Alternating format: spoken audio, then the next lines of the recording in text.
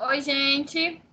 Nós Oi. vamos apresentar um seminário para a matéria de História da Educação, na qual temos como texto base a história da educação brasileira da colônia no século XX.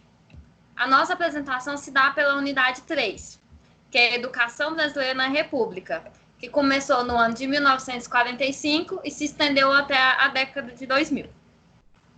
Logo no começo da unidade 3, já vem com a crítica falando sobre o Brasil ter começado o projeto escolar na década de 70 tarde. Como o próprio artigo diz, se comparado com outras regiões, o Brasil já começou esse processo de educação tarde.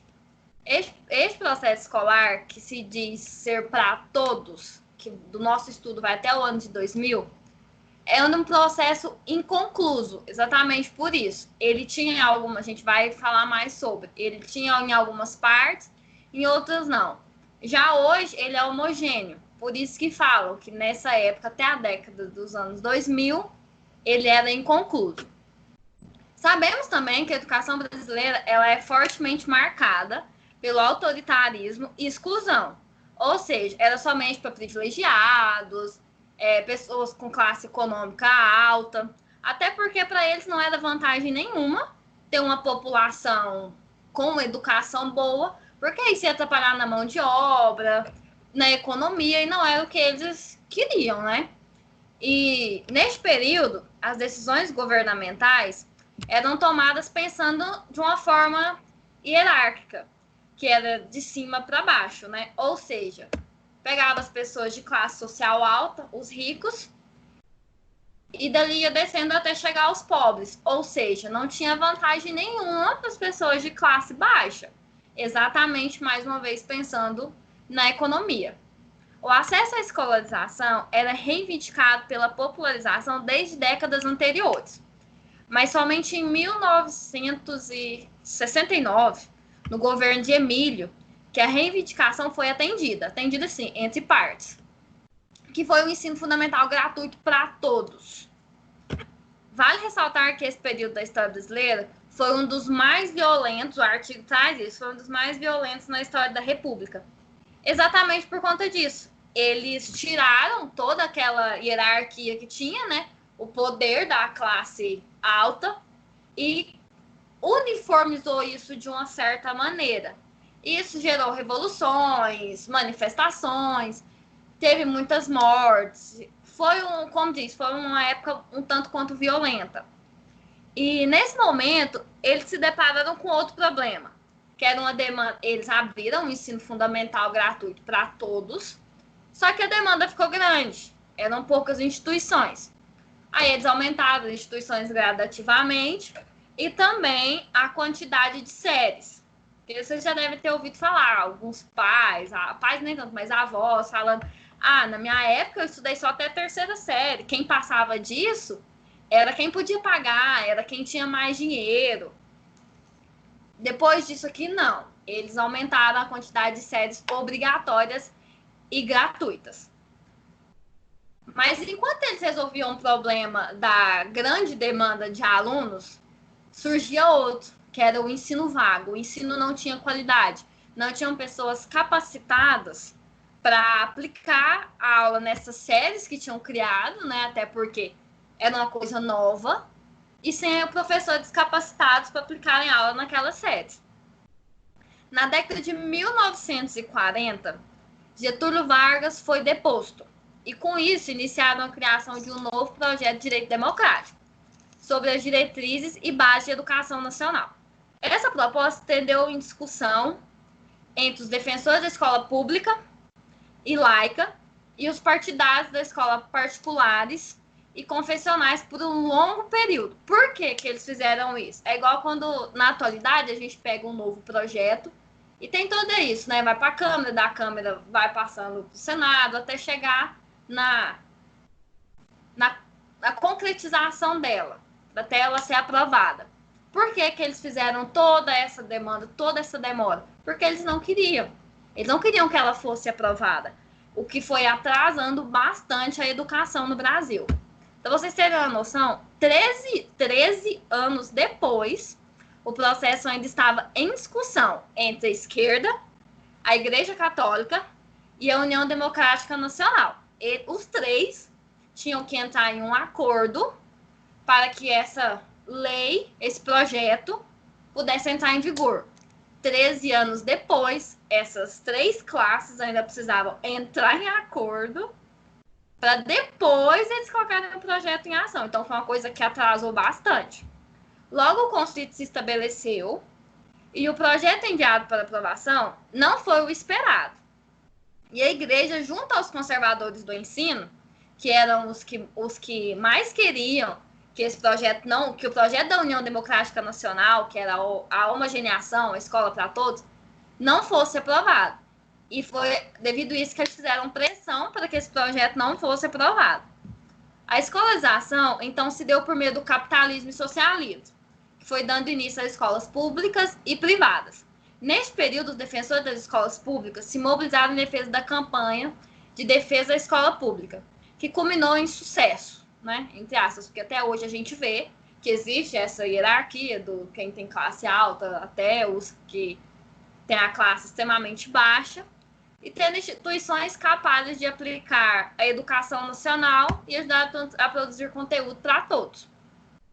Sabemos que na prática, que na teoria realmente é assim, mas na prática, esse estudo vai até os anos 2000, mas hoje, 2020, na prática, ainda é um tanto quanto complicado essa diferença. E no artigo a gente também vê sobre a LDB, que a primeira LDB foi aprovada em 1961 e entrou em vigor no ano seguinte. Isso foi rápido. E a institucionalização foi rápido, assim, depois de todo esse processo que passou.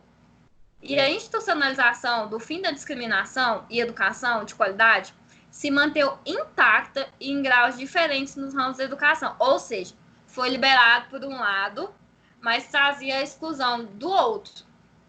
Anísio Teixeira tem uma reflexão que diz o seguinte, está até no texto base. Não se pode dizer que a lei de diretrizes e bases, ora aprovada pelo Congresso, seja uma lei à altura de circunstâncias em que se acha o país em sua evolução, para construir-se a grande nação moderna, que todos esperamos. Se isto não é, não deixa, por outro lado, de ser um retardo das perplexidades e contradições em que nos lança esse próprio desenvolvimento no Brasil.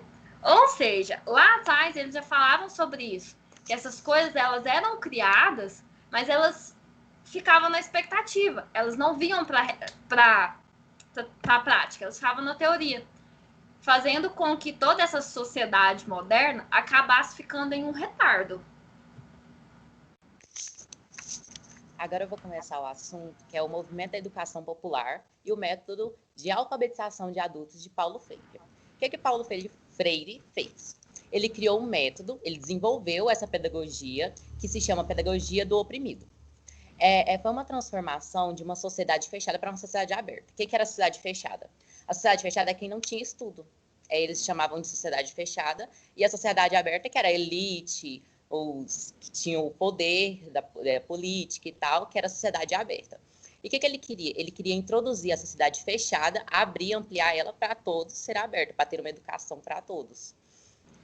Uma sociedade democrática, na verdade. Nesse caso, o homem que vivia na sociedade fechada, por falta de acesso ao conhecimento historicamente acumulado pela humanidade, e por esse conhecimento, libertar ele, trazer ele para a sociedade aberta. O método de alfabetização criado por Paulo Freire foi chamado de Círculos de Cultura Popular. Era basicamente o quê? Eles pegavam os adultos, eles iam em uma comunidade, e nessa comunidade, os adultos iam e contavam histórias, como que era a vida deles, o que eles faziam, e eles pegavam assim, os educadores recolhiam palavras que representavam a cultura local. Eles viam o que mais se repetia, a cultura de falar dele, o modo de falar, e fazia, assim, a palavra definida como círculo da cultura. Eles pegavam a palavra, por exemplo, que eles mais falavam e colocavam isso como a cultura deles. As elites ainda estabeleciam uma relação entre saber e poder, porque só essa sociedade aberta tinha o poder de votar, tinha direitos políticos, podia fazer alguma coisa, era só eles, porque todos os outros que não tinham alfabetização, eles ficavam tá fechada.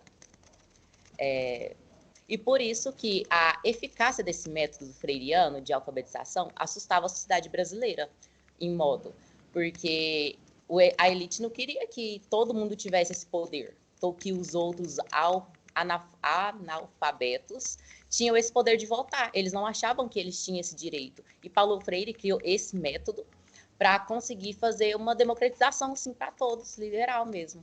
Então, do tanto que esse foi o método que pode ser classificado como o mais radical das iniciativas educacionais do século XX. Agora a gente vai falar sobre a ditadura militar e o pensamento tecnocrático na educação. Pode-se dizer que foi a mudança institucional mais grave da história do Brasil. Ela mudou radicalmente o curso do processo político e da redemocratização que o Brasil vivia.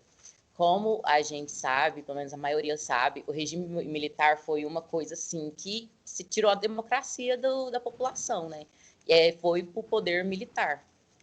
O governo militar, ele adotou um movimento de duplo sentido ao mesmo tempo, que supriram as liberdades democráticas, eles retiraram a democracia do povo e colocavam instrumentos jurídicos de caráter autoritário e repressivo. Eles reprimiam a população de uma forma totalmente bem complicada. Eles também aceleravam o processo de desenvolvimento do capitalismo brasileiro. Eles queriam o capitalismo, né, o lucro, o dinheiro, enquanto isso eles reprimiam a população. Agora a Sabrina vai terminar de falar um pouquinho sobre a ditadura militar. Bom, como a Daisy introduziu, as elites militares e econômicas tinham como discurso a luta contra o comunismo. Então, o intuito era introduzir o socialismo e juntamente o capitalismo. Como já foi dito, a ditadura, o regime, ele era totalmente antidemocrático. As pessoas não tinham o direito à participação em nenhum âmbito da sociedade, tornando assim totalmente repressivo. E um ponto muito forte desse regime é, com certeza, o capitalismo, né? Quando durante o trabalho a gente vai falar sobre, eu vou falar principalmente dentro da educação. A ditadura militar executou o seu modelo econômico de aceleração modernizadora e autoritária do capitalismo no Brasil. Foi assim que o Estado, com grande poder de ordenação, sociedade civil, assumiu uma face ideológica fundada no princípio da racionalidade técnica como um mecanismo político válido. Ou seja, essas elites eram favoráveis ao capitalismo para acelerar o desenvolvimento, o progresso do Estado Nacional. Assim, trazendo uma criação de uma sociedade urbana industrial. E partindo disso, eu vou falar sobre as reformas educacionais que foram colocadas em prática em 1964 a 1885, né, nesse processo que eu acabei de falar de modernização do capitalismo brasileiro. As reformas educacionais da ditadura militar. Bom, o que é uma ditadura? É um movimento muito forte que visa derrubar uma ideologia vigente de uma sociedade ou de um país. Bom, para derrubar essa ideologia vigente, a gente tem que introduzir um instrumento de doutrinação. E o regime militar fez isso, né? Para introduzir o capitalismo, ele começou pela educação, introduzindo uma educação tecnocrática. O regime militar implementou as reformas educacionais em 1968, a lei de número 5.540, que reformou a universidade. E de 1971, a lei 5.692, que estabeleceu o Sistema Nacional de Primeiro e Segundo Grau. Ou seja, essas elites tinham o intuito de formar os estudantes para a mão de obra dentro do sistema capitalístico da época. O ministro Jarbas Passarinho era a favor dessa mudança, dessa reforma educacional de primeiro e segundo grau, dizendo que Ao fim da adolescência, todos os jovens devem exigir condições de qualificação que lhes permite ingressar na força de trabalho, pretendendo ou não prosseguir os estudos de nível superior que tenham capacidade ou motivação de fazê-lo. Ou seja, o estudante tinha a obrigação de terminar o primeiro grau e depois partir para o segundo para movimentar todo o sistema capitalístico da época. O sistema funcionava assim. O primeiro grau, ele era de 4 séries, antigamente 4 anos. Com o regime passou a ser 8 séries, 8 anos. Com a faixa etária de obrigatoriedade de 7 a 14 anos.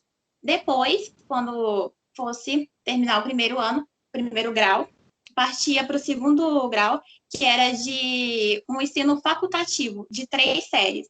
Ou seja, ali o estudante era obrigado a se qualificar para o nível econômico do país, seja nas áreas de contabilidade, administração ou magistério, ou para empresas privadas ou para a sociedade mesmo. No ensino superior, teve um ponto importante nesse acontecimento do ensino superior, que é a expansão de matrículas, né? Para você entrar na faculdade, o mínimo de nota que você tinha que conseguir, você tinha que adquirir o mínimo de nota. Para conseguir esse mínimo de nota, você ia introduzindo na faculdade. Só que o ministro da Educação olhou para a situação e falou: olha, isso aqui vai gastar muita coisa, por mais que o regime militar queria uma mão de obra, ele não queria gastar com essa mão de obra. Então, o ministro fez o quê? Ele tornou as provas da faculdade totalmente classificatórias. Por quê? Porque tinha 185 mil estudantes tentando entrar na faculdade, e para esses 185 mil estudantes entrarem na faculdade com a nota mínima, eles teriam que ampliar o projeto, ou seja, gastar mais dinheiro. O Estado tinha que gastar mais dinheiro. E ninguém queria isso, né? Então, por fim, assim, essa reforma educacional trouxe vários índices de analfabetismo, eu falei certo? Não sei. Enfim, trouxe vários índices de analfabetismo, né? Pessoas desempregadas depois, porque foi um fracasso. Ou por quê? Porque não teve esse investimento dentro da educação realmente. Por mais que o sistema queria girar o capitalismo em torno do país, ele não investia realmente. O ministro Roberto Campos, do Planejamento, ele disse que a educação secundária de tipo propriamente humanista devia, ao meu ver, ser algo modificada através da inserção de elementos tecnológicos e práticos, baseados na presunção inevitável de que apenas a minoria filtrada no ensino secundário ascenderá à universidade, e para a maioria a ter-se-á que considerar a escola secundária como a forma de formação final. Ou seja, a minoria tinha a obrigatoriedade de terminar o segundo grau para ir para a sociedade, para se qualificar nas empresas privadas para a sociedade, para gerar lucro. E a maioria tinha a facilidade de entrar numa universidade por causa da elite, né? Como foi citado lá no começo pela Jéssica, a facilidade da elite introduzir no sistema da educação, e a minoria não. A minoria é só o quê? Mão de obra para se qualificar para gerar lucro. E também tinha os altos índices de salário baixo, principalmente do professor, né? Quando ele se formava no segundo grau para o magistério, tinha 899 mil professores de primeiro grau, excluídos da zona rural, e eles recebiam bem pouco. Eles recebiam 182,58 dólares. Naquela época, provavelmente era bem pouco, né? Porque era muito desvalorizado o professor naquela época, porque o regime militar não queria pessoas pensantes. Ou seja, não queria pessoas estudando história, filosofia ou sociologia, não queria pessoas críticas dentro da sociedade, queria as pessoas para qualificar só para mão de obra. E, Jason? Desde já eu peço perdão caso algum barulho venha atrapalhar aqui quando eu estiver falando, porque tem muita gente aqui nesse momento. Mas, enfim. Após a reforma universitária que aconteceu em 1968, o movimento estudantil representou uma das grandes forças de oposição a essa ditadura e uma das principais organizações a participar da luta armada como forma de combate à ditadura militar. Os governos dos generais presidentes criaram o não Estado de Direito Democrático com os 17 atos institucionais que decretaram, e a partir dessa vigência, a sociedade brasileira começou a passar realmente por uma ditadura feroz. O AI-5 se transformou em uma verdadeira Constituição Federal do Brasil, entre 13 de dezembro de 1968 e 1º de janeiro de 1979, quando foi revogado. Ele anulava, por exemplo, esse AI-5, ele anulava o direito que garante a liberdade individual dos cidadãos. A gente pode observar que alguns dias atrás, algumas pessoas, alguns brasileiros saíram às ruas pedindo de volta exatamente esse AI-5, o que é uma coisa assim até inacreditável, né? O próprio brasileiro sair à rua pedindo que a liberdade individual dos cidadãos venham ser tiradas e afeta muito a educação.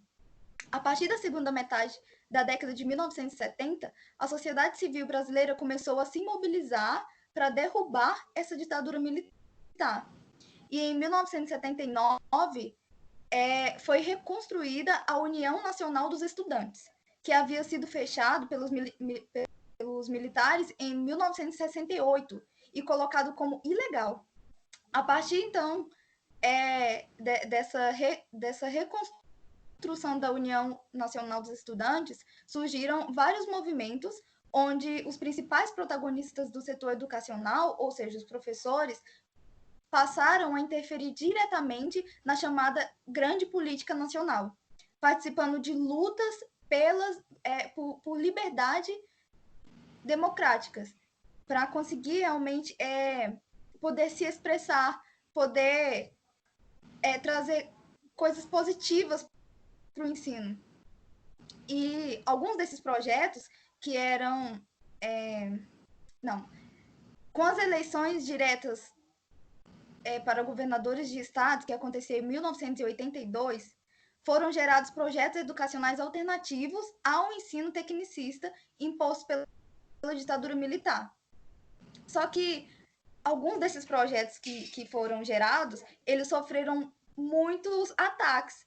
Esses projetos eram destinados a democratizar a escola pública, mas sofreram muitas críticas de setores conservadores, como, por exemplo, as eleições para diretores escolares que aconteceram em Mato Grosso do Sul.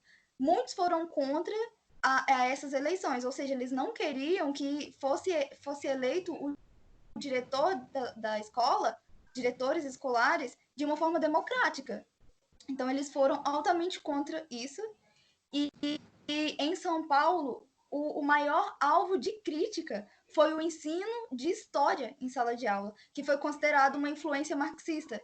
E ainda hoje, na nossa atualidade, nós vemos isso acontecendo. Nós vemos o governo tentando tirar a disciplina de história e várias outras que levam os discentes a serem sujeitos críticos. Eles estão tentando tirar novamente. Na América Latina, as agências multilaterais as agências multilaterais se reuniram em Washington em 1989 e estabeleceram um conjunto de medidas econômicas que ficaram conhecidas como Consenso de Washington. E no Brasil, os governos de Fernando Collor de Mello, Itamar Franco e Fernando Henrique Cardoso foram os responsáveis pela implantação das diretrizes neoliberais determinadas em Washington, naquela reunião que tiveram em 1989. Essas diretrizes prejudicaram as políticas públicas, em particular a educação, porque permitiu o crescimento do setor privado, principalmente no âmbito do ensino superior, enquanto na escola pública o ensino ficou ainda mais ineficiente. Então, nós vemos várias mudanças ocorrerem, vários acontecimentos durante toda a história da educação brasileira, e na maioria das vezes trazendo consigo ineficiência ao ensino público brasileiro, e até hoje nós estamos observando um retrocesso acontecendo na educação em alguns pontos. Pablo? Oi, gente. Então, a minha parte ficou sendo as considerações finais do nosso trabalho. Então, a gente pega desde o começo, lá na LDB, que a Jéssica citou, a gente passa pelas reformas. Eu tenho algumas coisas a falar nas reformas aqui, principalmente a reforma de Capanema, onde surgiu o SENAC e o SENAI, que seria o Serviço Nacional de Aprendizagem de Aprendizagem Industrial e o Serviço Nacional de Aprendizagem... Ai, qual é o outro? Gente, esqueci. De aprendizagem industrial e aprendizagem superior, alguma coisa assim. Que são os sistemas técnicos, não é? Que naquela parte onde já entrou a ditadura militar, introduzindo esse tecnicismo em cima das pessoas para que elas tenham qualificação profissional e não tenham a qualificação necessária para se tornar um sujeito pensante, como já a gente também citou para a gente. Quando a gente pega lá ainda no governo de Getúlio Vargas, a gente vê que a partir de então a mão de obra ela tem que ser especializada. Então você não pode trabalhar se você não tiver uma formação mínima. Se você tem tempo, você tem que começar a trabalhar aí dentro da sua casa, você tem uma família para sustentar. A partir de então, com essa lei que Getúlio Vargas tinha aprovado aí pra gente, dentro de casa todo mundo tinha que estudar para poder começar a trabalhar e assim perdia o foco dos estudos para uma parte mais empírica, para uma parte mais literária ou alguma coisa que viesse agregar algum conhecimento que te deixasse como um ser crítico. Então, o conhecimento em si, ele já vem querendo formar aquilo que a gente pode chamar como um analfabeto funcional, que é aquela pessoa que sabe escrever, ela sabe ler, ela sabe entender, mas ela não sabe pensar, não sabe o porquê e ela não questiona aquilo que está acontecendo ali. Todas essas reformas que a gente tem, a gente vê que muitas vezes tudo o que aconteceu, por exemplo, a partir quando a gente vê a UNE lá, a União Nacional dos Estudantes, todas as revoluções que eles conseguiram indo atrás de mais conhecimento, de uma democratização do estudo, hoje em dia a gente vem vendo tudo cair por terra. Porque os direitos dentro da escola vamos perdendo, por exemplo, tudo vem essa forma de quebrar o ensino dentro da escola e dentro da universidade, principalmente, colocando os professores como técnicos, simplesmente técnicos, dentro de aulas à distância, que em alguns pontos elas são fáceis, elas são úteis para uma pessoa que não pode se deslocar da sua cidade, mas em outro é uma coisa muito cômoda, porque o aluno não precisa ir até a escola, ele faz uma tarefa simples aqui, uma outra ali, e assim ele consegue o seu diploma, tornando cada vez mais o nosso estudo técnico, deixando isso um pouco mais fútil e a formação um pouco mais pobre também. A gente vê também que o Sistema Único de Educação, a educação básica, ela vem sendo um pouco mais defasada. Tipo, o governo, ele impõe algumas coisas que a gente precisa dentro da sala de aula, como os futuros professores, mas ele não nos dá os subsídios necessários para poder trabalhar lá dentro da sala ou poder levar essa educação de qualidade ao nosso aluno.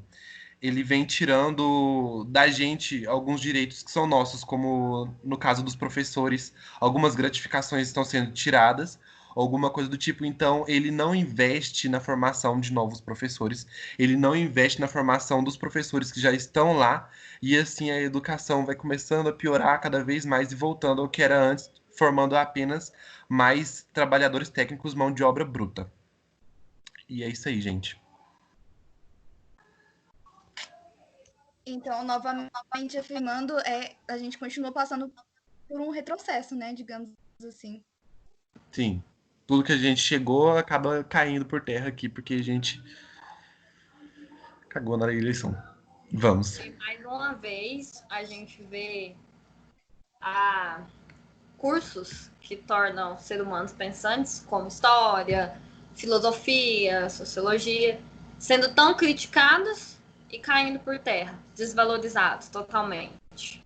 Sim, dentro da escola, quando você tem permissão para lecionar essas questões, o governo, a direção da escola está sempre em cima do que você pode levar à sala. Então você pode mostrar a história do Brasil quando a gente vê a ditadura militar. A ditadura militar ela é trabalhada dentro da sala de aula de uma forma tão razoável, tão superficial para que você não entenda o que aconteceu ali, porque se acontecer de É, novo o que pode ser que aconteça, ou que teve esse perigo, tomara que não aconteça, você não vai saber o que vai acontecer ali, você não vai saber o que você pode fazer. É, Sim. E exatamente, talvez exatamente por isso que muitas pessoas estão pedindo a ditadura de volta, né? Porque não tiveram uma aula que realmente mostrasse a realidade do que foi essa ditadura. Sim, E a, tem até uma a, frase que eu acho muito interessante, assim, uma frase. Desculpa, tem alguém falando?